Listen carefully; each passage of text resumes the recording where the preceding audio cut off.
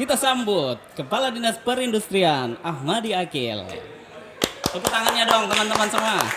Mana pernah ku tahu Banyak fansnya di sana. jatuh cinta padamu. Dipanggil istri atau dipanggil gubernur? Gubernur atau ibu PKK? Gubernur lah. Yang merasakan dampak paling besar terhadap COVID itu adalah industri fashion. Karena tidak ada lagi event-event, ya, tidak ada lagi pengantin, tidak ada lagi betul. acara kekeluargaan. Nah. Sehingga fashion hampir terpuruk 100%. Itu paling tertinggi.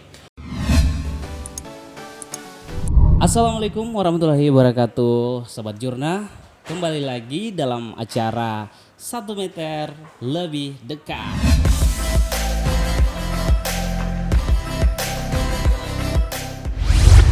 Nah, kali ini saya bersama dengan Kepala Dinas Perindustrian Provinsi Sulawesi Selatan. Langsung saja kita sapa, Pak Kadis. Selamat pagi. Selamat pagi, Al. Sekarang kita akan mengulik kesehariannya beliau seperti apa. Pertanyaan ringan. Nah, Pak Kadis, musim corona sehat? Alhamdulillah. Alhamdulillah, tetap jaga kesehatan tetap ya. jaga kesehatan tentunya. Betul sekali.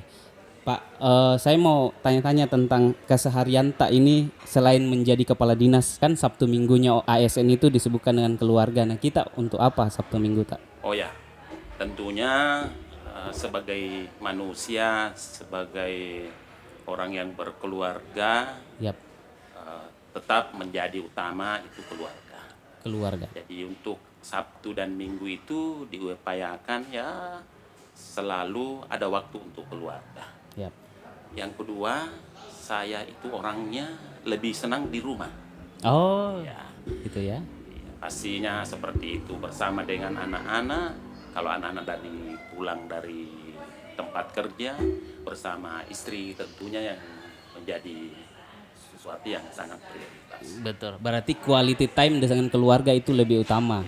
Ya, selain memang kita harus juga ya, kerja menjadi pelayan publik begitu Pak De. Nah, Pak, sebenarnya hobi Tak apa ini? Karena saya lihat ini bajunya kok olahraga sekali tapi tetap logo provinsinya tetap ada. Ini hobi Tak apa sebenarnya? Iya, sebenarnya Ade Ali ini kan dari dulu dekat dengan saya, Iya. bahkan mungkin teman-teman yang lain juga, Iya. gitu. Saya pikir Ade Ali itu sudah tahu persis hobi Iya. saya dari dulu kan pasti Menyanyi. Di samping menyanyi, Iya. tentunya sebagai manusia butuh sehat sehingga hobi kedua adalah olahraga naik sepeda.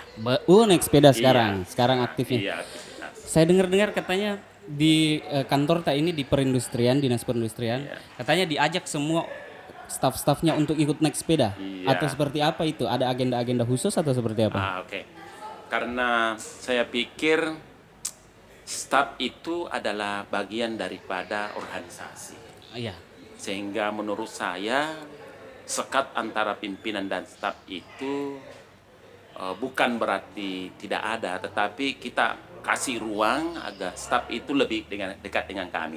Sehingga di musim corona ini kami membentuk kelompok namanya sepeda disperi. Ya, jadi setiap hari Jumat itu jam 6.30 sampai dengan jam 8.30 kita upayakan semua teman-teman yang memang punya hobi berolahraga, bahkan mungkin ada yang hobinya setengah-setengah, tetapi kita ajak untuk bersama-sama, ya akhirnya dia ikut juga seperti itu. Bahkan ada yang terkadang naik sepedanya hanya 5 meter, setelah itu naik mobil gitu, karena dia kebersamaannya gitu. Oh begitu? Iya. Apakah itu tidak dianggap curang?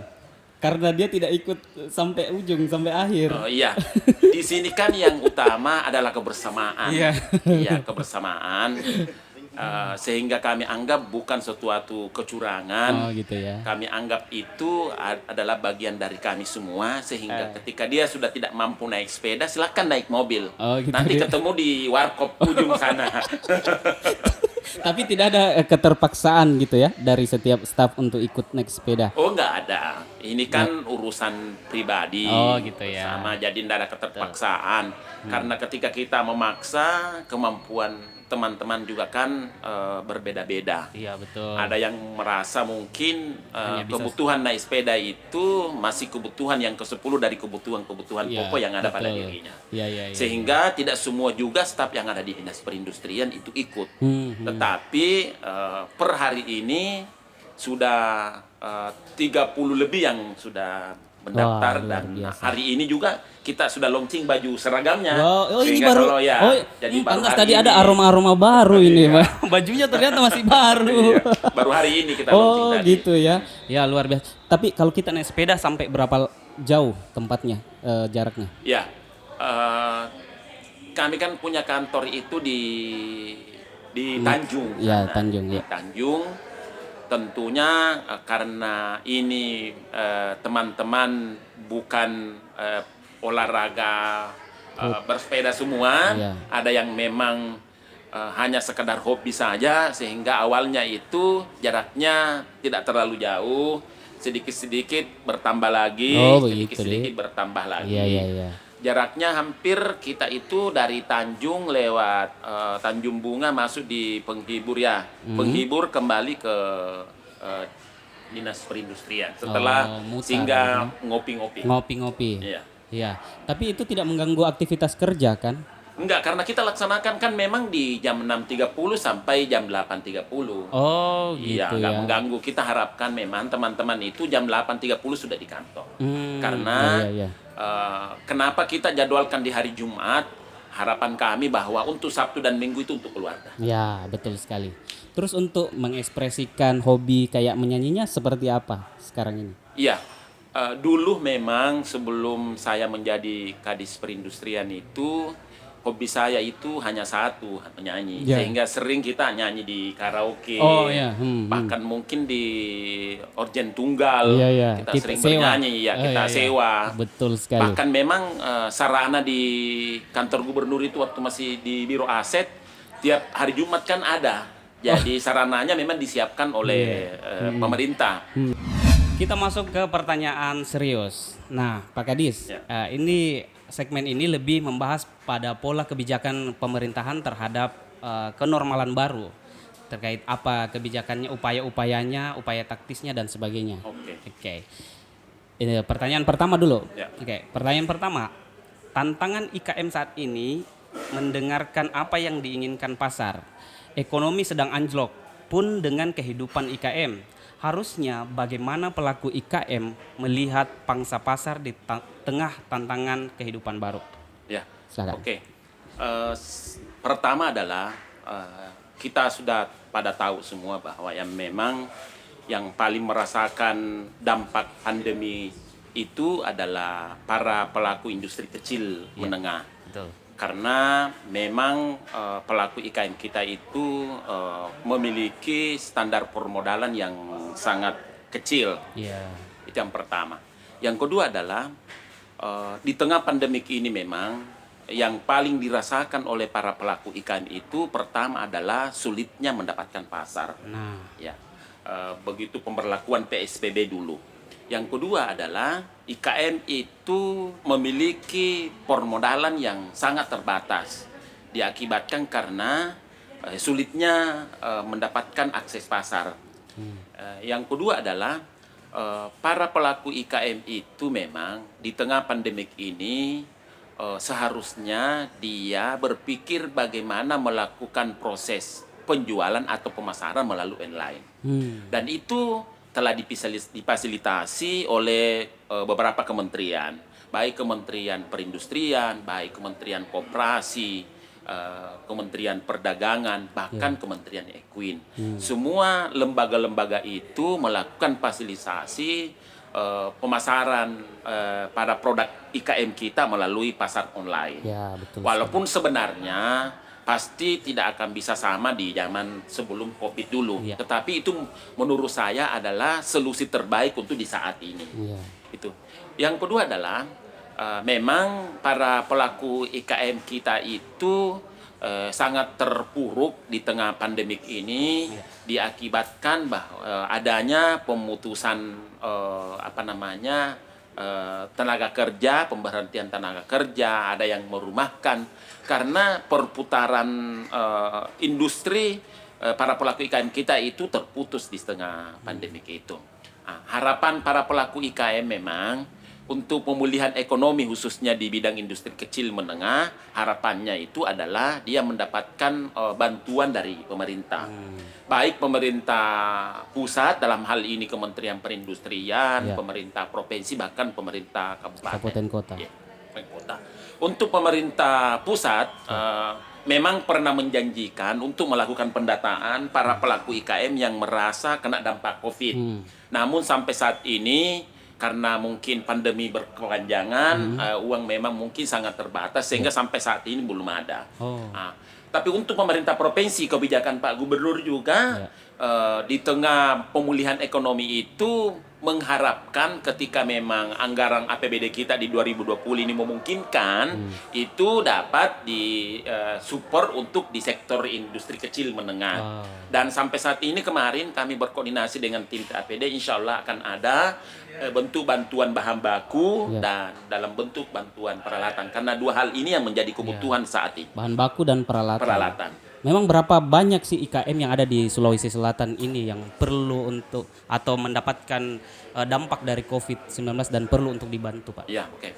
Sebenarnya jumlah industri kecil menengah Sulawesi Selatan itu kurang lebih 40.000. 40.000. Yang mendaftarkan diri, yang merasa kena dampak COVID itu kurang lebih 11.000. Wow. Bayangkan ya, jadi hampir berapa persen itu yang mendaftarkan diri. Artinya yang sempat mendaftarkan diri melalui offline maupun online. Itu langsung didaftar melalui ke Dinas Perindustrian yang membidangi industri di masing-masing kabupaten. Betul. Itu kurang lebih 11.000. Mungkin saja lebih dari itu. Mungkin saja 20.000. Atau adakah mungkin di industri kecil menengah yang tidak sempat mendaftarkan diri? Kan ini industri kecil menengah bukan adanya di kota, tetapi ada yang di pegunungan. Mungkin dia tidak sempat mendaftarkan diri. Itulah yang sempat kami data, baik melalui offline maupun online. Oke, berarti Dinas Perindustrian masih membuka sampai sekarang, baik itu offline maupun online untuk pendaftaran yang berdampak COVID, Pak.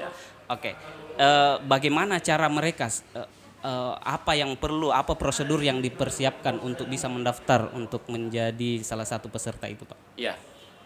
Yang jelasnya di saat pandemik dulu itu kita berharap semua IKM yang merasa kena dampak mendaftar secara offline tanpa persyaratan administrasi. Dalam proses itu sekarang ini tim yang kami bentuk di Dinas Perindustrian adalah tim verifikasi. Nah, tim verifikasi itu punya standar penilaian terhadap memang IKM nanti yang memang berhak menerima bantuan itu ketika itu ada. Betul. Ya. Salah satu ketika dia sudah mendaftarkan dirinya secara offline maupun online, diharapkan nantinya dia mengisi form proposal yang diketahui langsung oleh kepala dinas yang membidangi industri di kabupaten kota. Betul. Karena yang tahu persis itu kondisi IKM di kabupaten kota tentunya orang kabupaten sendiri. Sehingga kami melibatkan di dalam proses verifikasi itu sendiri. Gitu ya. Yang kedua, syaratnya ya minimal dia punya izin. Iya, izin. Ya, karena ini uang negara, uang daerah harus dipertanggungjawabkan secara administrasi. Jadi persyaratan utamanya dia harus punya proposal ditandatangani oleh diketahui oleh dinas yang membidangi industri. Yang kedua minimal dia punya izin. PIRT minimalnya. PIRT. Iya, PIRT. Berarti kalau dia sudah punya PIRT itu sudah masuk kategori industri. Oke. Nah, pertanyaan selanjutnya. Tapi itu industri yang mana ini? Karena orang nggak tahu batasannya IKM yang mana nih yang dia maksud. Ya. Jadi kalau berbicara industri itu ada kan beberapa kelompok, ada industri kerajinan, ada industri pangan, ada industri fashion, ada industri logam dan lain-lain sebagainya, masih banyak. Tentunya dari kelompok industri kecil menengah yang mendaftarkan diri itu dibagi beberapa kelompok dan kita urut industri apa yang lebih dominan kena dampak COVID. Oh, gitu ya. Dari 11.000 lebih itu setelah diurut yang merasakan dampak paling besar terhadap COVID itu adalah industri fashion karena tidak ada lagi event-event, ya, tidak ada lagi pengantin, tidak ada lagi betul. acara kekeluargaan, sehingga fashion hampir terpuruk 100%. Itu paling tertinggi. Yang kedua, tertinggi kedua adalah industri pangan. Karena memang industri kecil menengah di Sulsel itu didominasi oleh industri pangan. Karena secara bahan baku kan memang di Sulsel itu industri pangan paling kuat. Yang ketiga adalah industri logam. Ya. Itu perbengkelan-perbengkelan yang ada di kabupaten kota itu kena paling merasakan dampak COVID itu sendiri. Sekarang pertanyaannya terakhir. Jurang resesi sudah di depan mata. Asik sekali ini pertanyaan. Oh, luar biasa ya, luar biasa. Iya. Ini dari pertanyaannya tim kreatif ini, Pak. Tentu kita tidak inginkan itu terjadi, tapi jika kemungkinan buruk itu terjadi, semua sektor akan stuck. Stagnan. Ya, apa skenario upaya yang dipersiapkan untuk menyelamatkan IKM kita? Asik. Ya, kami berharap resesi dunia itu tidak terjadi. Walaupun kita mungkin sudah pada tahu bahwa Filipina sudah menyatakan dirinya sebagai resesi pertama di dunia. Kita berharap di Indonesia tidak akan terjadi itu. Kalaupun misalnya itu terjadi, saya pikir untuk Sulawesi Selatan itu untuk pelaku IKM kita kuat. Karena hampir dia bergerak di bidang agro. Ya, kita kan itu kuat di agro. Saya rasa kalaupun terjadi resesi di Indonesia, para pelaku IKM kita di Sulsel itu tidak begitu tidak begitu resah karena potensi-potensi agro kita masih sangat kuat. Nah, tentunya walaupun itu sebagai lembaga pemerintah, sebagai lembaga yang dipercayakan untuk mengurusi industri kecil menengah, tentunya harus punya target-target ketika itu terjadi. Salah satunya saya ngotot untuk harus mendapatkan bantuan itu tadi.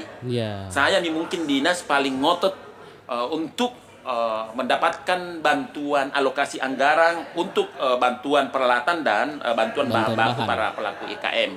Mungkin dinas lain banyak yang tidak sengotot kami, tapi karena kami punya pemikiran panjang, bukan mungkin COVID itu akan terjadi sesingkat ini. Ketika itu berjalan panjang, makanya harusnya seorang yang dipercayakan menjadi kepala OPD yang membinangi industri harus melakukan hal-hal yang kemungkinannya bisa menyelamatkan para pelaku IKM kita. Salah satu memang ini industri memang tidak bisa terabaikan di Sulawesi Selatan. Karena salah satu pemberi kontribusi PDRB itu sebelum konstruksi itu juga industri ada di dalamnya samping perdagangan, pertanian. Jadi empat hal itu yang menentukan kontribusi PDRB kita yang memberi kontribusi dalam empat, yaitu konstruksi, perdagangan, pertanian, dan industri. Sehingga memang pemerintah harus fokus ke empat hal ini untuk menghadapi tantangan ketika itu terjadi tadi resesi dunia. Betul sekali. Wow, dampaknya COVID ini sangat. Saya punya teman itu di bidang fashion, pengantin, rias pengantin, merasakan sekali Pak Kadis. Bagaimana rasanya dia harus karyawannya harus di PHK, akhirnya diberhentikan. Bahkan mungkin kalau karyawannya masih di PHK kan masih bagus deh. Kalau memang industrinya yang tutup. Nah, itu ada sebagian besar kalau industri fashion itu sudah sebagian besar yang tutup. Oh, sudah ada yang laporan? Sudah ada yang tutup, sudah ada. Wow. Malah sudah tutup. Karena memang nggak ada lagi. Dan ketika karyawannya diberhentikan, ya pasti usahanya tertutup. Nah, itu dia. Kan nggak bisa lagi memberi gaji. Disinilah tantangan dinas perindustrian untuk bagaimana kembali menggenjot itu Pak Di. Ya, luar biasa sekali. Oke, sebelum kita masuk ke segmen selanjutnya, kita rehat sejenak. Kita minum-minum dulu Pak Kadis, supaya santai. Ya, harus lebih santai ya. Oke, siap. Kita masuk ke segmen on me. Oke. Kita masuk ke segmen menggelitik. Asik. Jadi segmen ini Pak Kadis, kita jawab cepat. Jadi saya kasih pertanyaan, merah atau hitam gitu, jawab apa gitu. Oke, Oke siap. ya? Ya. Siap ya. Oke, relax dulu Pak. Ya, Seru ini seru. seru banget ini. Pertanyaan pertama, santai. Ya. Kopi atau teh? Teh. Wis. Berarti suka teh ya? Kenapa kopi? Nggak ini. Saya dari dulu suka teh dari kecil. Oh, bersama dengan saya suka juga teh. Oke, lanjut ya. Sepeda atau nyanyi? Ya nyanyi dong. Oh, masih. Oke. Satu lagi. Dipanggil istri atau dipanggil gubernur? Ih, jawab cepet. Terkadang jawab ini. Ya gubernur lah. Wah. Kalau dalam tugas ya. Maaf Ibu. Iya. Oke, selanjutnya ya. Siap Miki? Siap.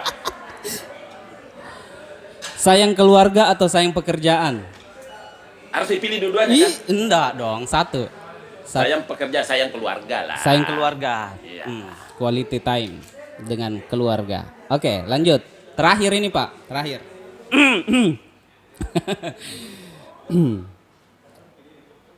Pilih gubernur atau ibu PKK? Gubernur lah. Gubernur lah. Oke, ya. terima kasih.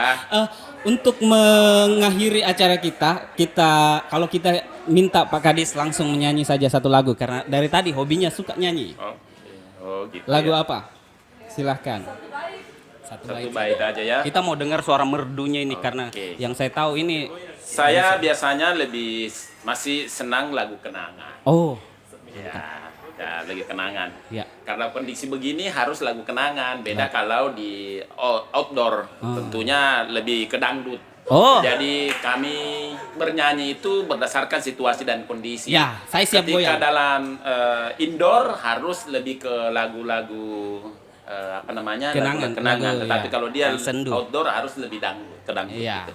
Gitu di. Oke. Oke, silakan nyanyikan satu. Oke, makasih banyak ya Del ya. Iya. Ini memberi apa namanya ingatan saya di waktu masih di Biro AC. Iya, karena bahkan dulu bikin Iya, event ya, event ya. nyanyi-nyanyi Dan sama bahkan OPD. saya pernah jadi juara. Dah, gitu. luar Oke. biasa. Lanjut. Oke, makasih ya. Jadi saya mencoba menyanyikan sebuah lagu yang pernah populer di zaman tahun 80-an yang dinyanyikan oleh Bruni Peso 5. Oh, Yaitu, yap.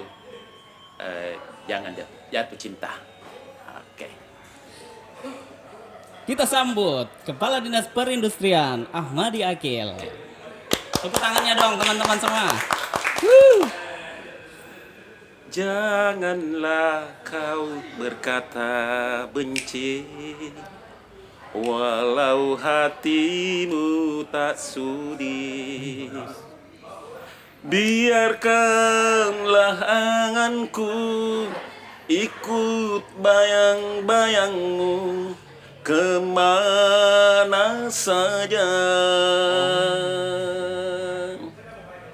Mana pernah ku tahu Banyak fansnya di sana. jatuh cinta padamu.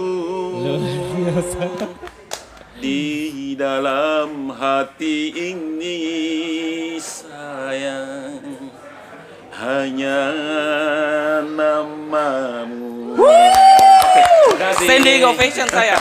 Luar biasa sekali. Pantas. Ya, pantas dia jadi juara waktu itu ya. Luar biasa sekali Pak Kadis. Pak Kadis, terima kasih banyak ya sudah mampir di podcast ini dan meluapkan semua isi hatinya tentang industri. Nah, ada tidak harapannya Pak Kadis terkait dengan industri kita di Provinsi Sulawesi Selatan yang sedang mengalami anjlok saat pandemi? Harapan saya di tengah pandemik ini terkait dengan industri, saya berharap masih tetap seperti tahun-tahun sebelumnya bahwa sektor industri itu memberi kontribusi positif terhadap PDRB Sulsel. Walaupun kita pada tahu semua bahwa justru sektor industri yang terbesar karena dampak Ya, COVID itu betul. sendiri. Itu harapan saya. Oke, semoga ya industri kita tetap eksis dan kembali pulih seperti sedia kala ya, karena kita tahu industri Sulawesi Selatan ini sangat maju pesat ya kemarin dan semoga selanjutnya akan lebih bagus lagi Pak Kadis. Terima kasih banyak Sobat Jorna sudah menyaksikan podcast kita 1 meter lebih dekat bersama dengan Kepala Dinas Perindustrian Provinsi Sulawesi Selatan Pak Hamadi Akil. Akhir kata saya Al dan juga Pak Kadis Perindustrian Provinsi Sulsel pamit undur diri. Jangan lupa subscribe YouTube channel saya, klik like, comment, and share ke teman-teman kalian biar kita mendapatkan informasi yang lebih banyak lagi. Terima kasih. Saya pamit. Wabillahi taufiq wal hidayah. Assalamualaikum warahmatullahi wabarakatuh. Salam and bye-bye.